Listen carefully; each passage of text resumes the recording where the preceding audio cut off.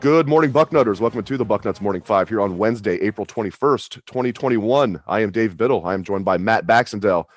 Bax, I think Mother Nature partied a little too hard there on 420. Woke up to a snow and ice storm this morning. Looks crazy out here in central Ohio, here in Columbus. Let's start right at the top. There's a lot to get into. I've talked a lot about this stuff. I am curious to get your takes on many things regarding the Buckeyes coming out of spring. Let's start with the quarterbacks. C.J. Stroud, Jack Miller, Kyle McCord. What are your thoughts on how things played out during the spring, and how do you think things are going to play out this fall for the Buckeyes at quarterback?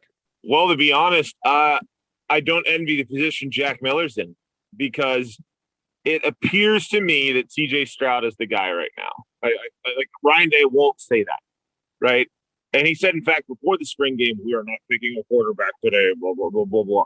Well, it's because he doesn't want the depth in his roster to leave the transfer portal. I mean, that's what you're going to see as this one-time transfer becomes the official law of the land. I mean, it's crazy that, you have to keep re-recruiting your roster at a certain point. But I think right now Jack Miller's in an unenviable spot because it's clear the guy can play, right? He's the kind of prospect that, 10 years ago, we as Buckeye fans would be like, wow, he's going to be really good. Maybe not this year, but he's going to be a 2-year starter. He'll probably win the Big Ten. He's a good player, right? And that's not good enough when you have a guy in your class who's a top 50 overall player, a guy in the class behind you that just enrolled early that's a top 25 overall player, and a guy 2 classes behind you that's the number 1 player in the country with one of the few perfect ratings ever coming out of high school. So I don't envy Jack Miller's position because he's going to need literally all 5 years of his remaining eligibility to have a chance to see the field on a consistent basis if the way that those rankings play out holds true. I thought Stroud was very good. I think he's clearly the guy. I thought McCord was impressive. The ball explodes out of his hand, right? I don't know if there's ever been a more taken for granted top 30 player to come to Ohio State than Kyle McCord, because we're all like, oh, yeah, we got a great quarterback. Woo-hoo! We've already got C.J. Stroud. We already got Jack Miller. Here comes Quinn Ewers. McCord is excellent. He has all the physical tools. I'm not convinced he's not the number 2 right now. But I do think for Ford Miller, he's in a spot where I don't know if he's going to be able to really earn significant playing time just because he's surrounded by so much talent. He's the kind of kid where you don't ever say, oh, someone's on transfer watch, because I hate when you say that about a kid, because you want him to stay and you want him to compete, right? But he's a kid who has an uphill battle right now to get on the field at OSU. I think it's Stroud, and then I think it's a real question as to who the number 2 is after that. I'm with you. I think Stroud, I don't know if he's won the job already. I think Ryan Day, if you gave him some truth serum, would say, yes, that's my guy. I know it. Ryan Day knows who his guy is right now. He's not going to anoint that to the world, but I'm sure he knows. I'm sure the staff knows, and I believe it's C.J. Stroud, and I think I will not be surprised if Kyle McCord is the backup quarterback this year. But I do think Jack Miller is going to stick around. I think they're going to, at least push the competition into the fall, and there's only 3 scholarship quarterbacks on the roster. I think Jack Miller will stick around. All right. There were 15 early enrollees, guys that should still be in high school that enrolled. And I think 3 really stood out from the pack in no particular order: Marvin Harrison Jr., TreVeyon Henderson, and Jack Sawyer. I want you to comment on those 3 guys and maybe any other early enrollee that really stood out to you. Well, Sawyer was an absolute man-child out there. I think we've all talked, and if you have been under a rock since the spring game, literally every article is like, yes, Jack Sawyer looks incredible. So I think we could put all the platitudes out there and just say, look, the kid's living up to his recruiting rankings already based on what we've seen on the field. In a year where Zach Harrison very clearly seems to have figured it out, and you've got Tyreek Smith back at defensive end, you have 3 potential elite level defensive ends at any point in time. You put those 3 on the field in a rushman package with Haskell Garrett, and there's no O-line in the country that's going to hold on for long. So Yeah, he's obviously a weapon. He's obviously incredible. It's fun to pull my 33 jersey out of the closet again. And honestly, Jack Sawyer looks like he's going to be a beast. But I think the one that probably surprised a lot of people was Marvin Harrison.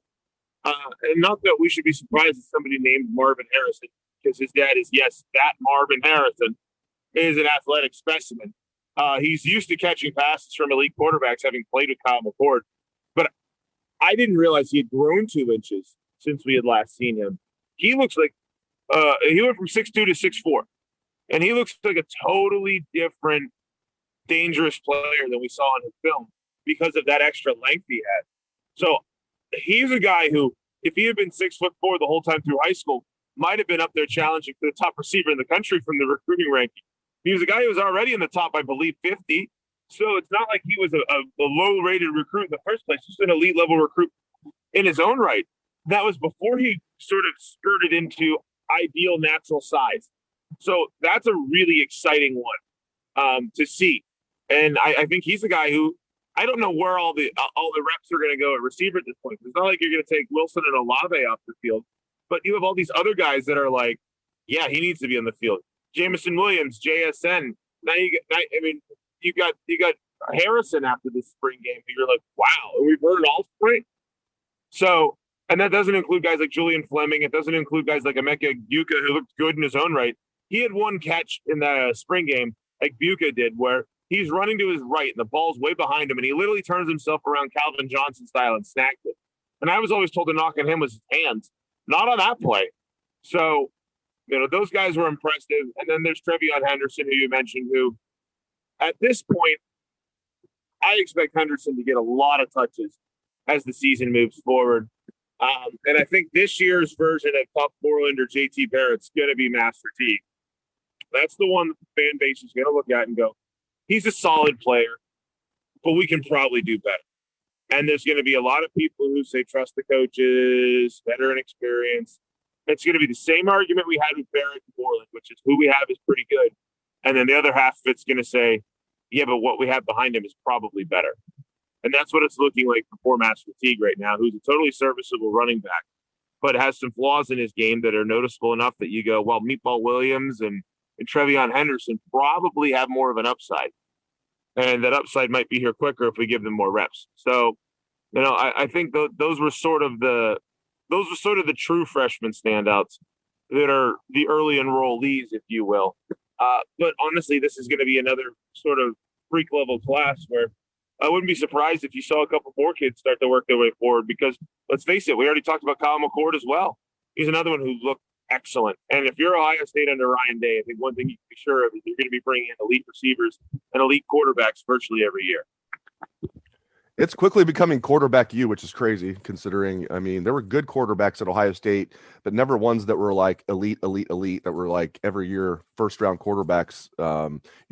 Maybe Dwayne Haskins will start that trend. He was the first Ohio State quarterback to go in the first round since Art Schlichter in 1982 to the Baltimore Colts. That's how long ago that was. And then Fields is going to go in the first round exactly 8 days from now. It'll be interesting to see where he goes. And then we'll see if Stroud is next in line, or McCord or Miller or whoever is next in line there. I think it'll be Stroud. It's just crazy to see Ohio State becoming quarterback U after really not producing any NFL quarterbacks for a long time. Obviously, guys got cups of coffee in the league. Bobby Hoying, Joe Germain, Troy Smith, on and on and on. But no one could really stick.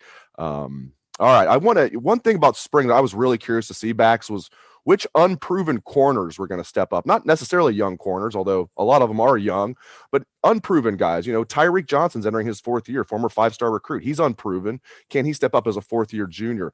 DeMario McCall is a 6th-year senior moving to corner. He's certainly unproven. But some guys that I thought really stood out to me, a couple of redshirt freshmen that I think I'm definitely excited about, are Ryan Watts and Cam Martinez. Ryan Watts, 6'3", 190 pounds, playing that outside corner, looks great. Had an interception in the spring game. Cam Martinez is that slot corner, Michigan Player of the Year. Speaking of Michigan, we'll get to some things about that state and that team up north here in a little bit. But Cam Martinez, stealing him out of Michigan was great. So Ryan Watts and Cam Martinez really stood out to me in a positive way. What are your thoughts on those two? Tyreek Johnson, anybody else you think that's an unproven corner that you're excited about? Well, Ryan Watts has Patrick Peterson size, so let's start there. There's not a lot of corners you see above 6'1" that end up being able to be that fluid.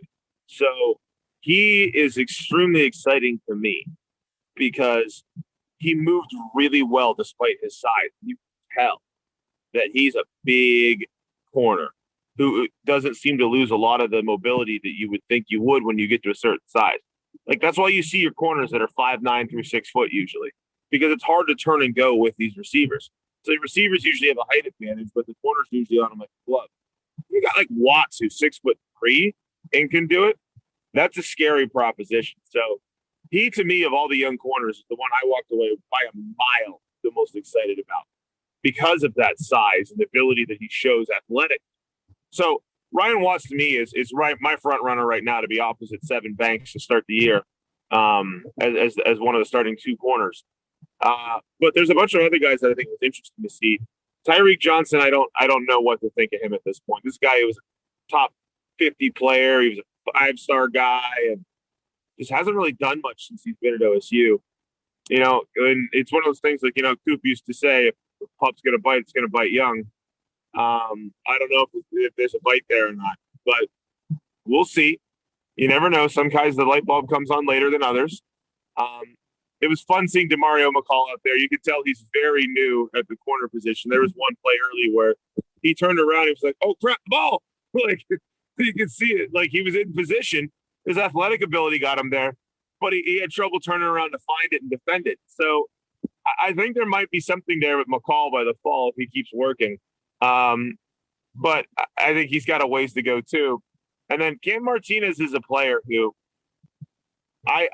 he's one of those guys where ever since he's recruiting, everybody was like, wow, look at him on offense, look at him on offense, look at him on offense, look at him on offense, look at him on offense. And OSU's been like, look at him on defense, look at him on defense, look at him on defense, look at him on defense. I wouldn't be surprised if, especially if Cam Brown doesn't come back healthy after last year's injury as quick as he'd like. I wouldn't be surprised if we saw Cam Martinez on the field more often than not, earlier than not. He's a guy who I think is going to play some. I think maybe not right away, even with him. He's not as ahead of the group I thought like Watts was. But I think Cam Martinez is a player who's going to see the field this year for OSU. So those young guys and unquote unproven guys, let's face it, Smith or Johnson and McCall aren't young at this point. But I think the unproven guys, it was an interesting start. There's also a setting where, I said this before the spring game, it's going to be harder for the corners because there's not a ton of pass rush. It's not really a called defense. It's pretty vanilla. So, you saw some good things, and I think it's hard to get a really true gauge beyond kind of just watching the athletic abilities and the coverage abilities of some of these guys, because this was not a called defense kind of game. All right, as promised, let's have a little fun. Let's talk about Ohio State's rivals to the north. It is an absolute mess in Ann Arbor, even more so than usual, Bucknutters. We have a thread right now. We were just talking about Bax, and I were just talking about how Ohio State is now quarterback U, which is crazy. OSU being QBU. We have a thread on the front row message board started by Brutal Brutus OSU. Brutal Brutus OSU. I would advise everybody to go check out this thread.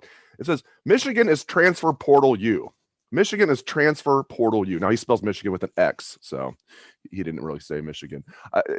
It really is. If you guys haven't been following, and this is nothing new, but it's like somebody, they just lost so many guys to the transfer portal. It's unbelievable. Steve Dace's latest podcast lays this out so well, the Michigan podcast. We've had him on the Bucknuts Morning 5. He speaks the truth. They are a complete mess up there. They have a coaching staff that's like a bunch of rookies, basically. Bax, I'm thinking 4-8. I think I might be being kind to them, saying they're going to be 4-8. It's a complete mess in Ann Arbor. 4-8's kind, and I haven't forgotten how they kind of backed out of getting murdered by OSU this past season, which we all know was coming. Those who stay are fools at this point. I don't know how to put it any better than this. Then Jim Harbaugh has been an abject failure since his hiring. Since they lost in 2016, where they were complaining that JT Barrett didn't get a first down that he blatantly got, they have been awful. They haven't been winning bowl games. They haven't been winning anything remotely close to the Big Ten East.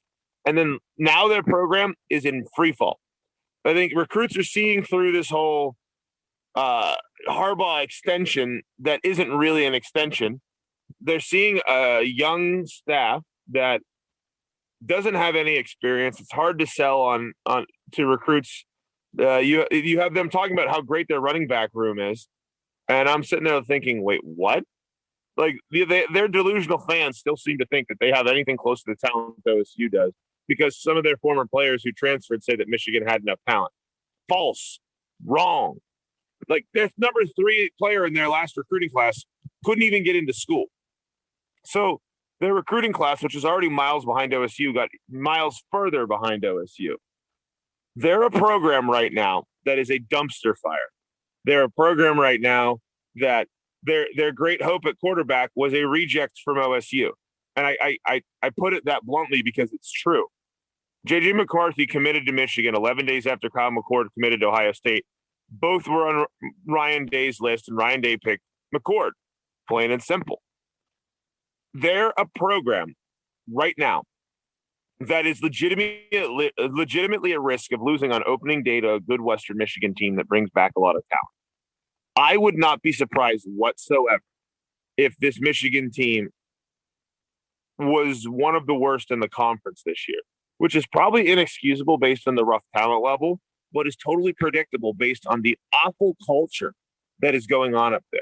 There's never been a program more screaming for change than the one in Ann Arbor. And they're just whistling past the graveyard right now up there about it. Yeah, it's transfer portal U, because who wants to stay? And with this one-time transfer that has no eligibility losses available, you could see a giant exodus of players out of that program over the next 6 months before they inevitably do what we all know they're going to do and axe Harbaugh. If they keep him after this season, I will be shocked because they're not going to compete. Great stuff, as always, from the People's Champ, Matt Baxendell. You can catch his column every Sunday. It is The Bucket. Thank you to Bax. Thank you to all the listeners out there for tuning into the show. We appreciate that very much. Hope all of you have a great day. Let's hear that Buckeye swag, best damn band in the land.